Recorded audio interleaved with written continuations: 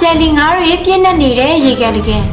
ပလားမာတီရှိတဲ့ဒီရေကန်ဟာကဘာလက်ခရီးသွားတွေနဲ့အကဘာကိုစိတ်ဝင်စားသူတွေအတွက်အတော်လေးစိတ်ဝင်စားစရာကောင်းတဲ့နေရာဖြစ်ရည်တည်နေတာပဲဖြစ်ပါတယ်ဒီရေကန်ဟာရေအောက်ပြတိုင်းလို့သတ်မှတ်နိုင်တဲ့ရေကန်တွေအများကြီးရှိတဲ့အနားမှာရှိတာကြောင့်အရင်ကတည်းကလေ့လာသူတွေကြားမှာနာမည်ကြီးပါတယ်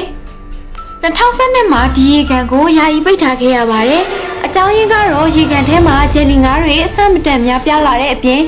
ဒီငါးတွေဟာလူတွေအတွက်အန္တရာယ်ဖြစ်စေမလားဆိုတဲ့စိုးရိမ်တာကြောင့်ပဲဖြစ်ပါတယ်။ဒါပေမဲ့ဒီရေကန်အတွင်းဂျယ်လီငါးရေအတွက်ကပူပူတိုးလာတဲ့အပြင်ရေကန်ကိုတခြားကန်တွေနဲ့မတူပဲထူခြားတဲ့ကန်ဖြစ်အောင်ပါလုပ်နိုင်ခဲ့ပါတယ်။ဒီရေကန်ကိုအစောပိုင်းတုန်းကဂျယ်လီငါးတွေများလာတာကြောင့်ကန်ဟာပျက်စီးသွားနိုင်တယ်ဆိုပြီးပညာရှင်တွေကယူဆထားကြတာပဲဖြစ်ပါတယ်။ဒါပေမဲ့နောက်ပိုင်းမှာတော့ဒီရေကန်ကိုဂျယ်လီငါးရေကန်ဆိုပြီးပြန်လည်ဖွင့်ခဲ့ပြီးတော့လေ့လာသူတွေကိုပါပြန်လည်ဝင်ခွင့်ပေးခဲ့ပါတယ်။ဒီရေကန်ကိုလေပတ်ဖို့အကောင်းဆုံးချိန်ကတော့နိုဝင်ဘာလကနေဧပြီလအတွင်းပဲဖြစ်ပါတယ်။